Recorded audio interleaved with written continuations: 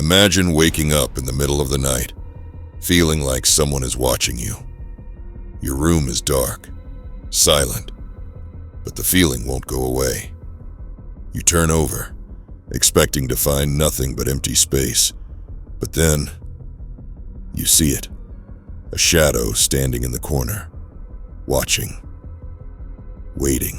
This isn't just a nightmare. This actually happened, and it wasn't a ghost. It was something far worse. I was 19 when it happened, living alone for the first time in a tiny apartment, feeling like I finally had my freedom. The place wasn't anything special. A small studio on the 3rd floor with a single window that overlooked the street. It felt safe. It felt like home until I noticed the little things.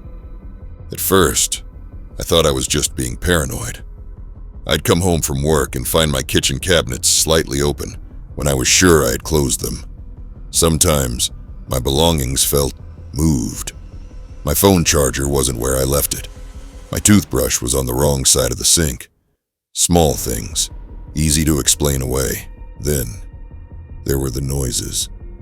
Late at night, when everything was still, I would hear faint creaks coming from the closet. Like the weight of something shifting. Like someone breathing. I told myself it was the building settling, or maybe the neighbors. But something deep inside me, some primal part, knew better. One night, that feeling became impossible to ignore. I had just fallen asleep when I woke up with a start. No reason, just awake.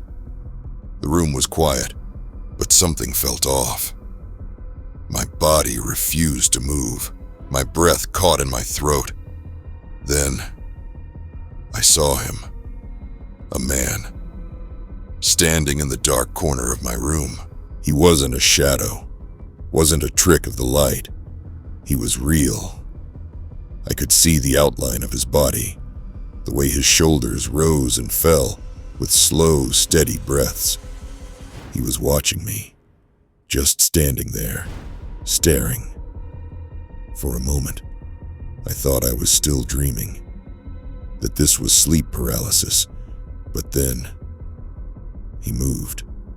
A slow, deliberate step forward. I could hear the floorboards creak beneath his weight. My body finally reacted. I scrambled out of bed, lunging for the lamp on my nightstand. Light flooded the room, and he was gone. Just gone. I stood there, heart pounding so hard I thought it would burst from my chest. The closet door was slightly open. Had it been like that before? I couldn't remember. Every part of me was screaming to run, to get out. Instead, I grabbed my phone and called the police. When they arrived, they searched the apartment. But of course, they found nothing. No sign of forced entry. No footprints. Just an empty room and a terrified boy with no proof. But I knew what I saw. For weeks after that night, I couldn't sleep. Every creak of the building sent me into a panic. I checked my closet before bed. I locked my bedroom door, even though I lived alone. But no matter what I did, I couldn't shake the feeling that someone had been there, that someone had watched me sleep. And the worst part, the thought that maybe, just maybe, he was still watching. Some nightmares end when you wake up. Others stay with you forever.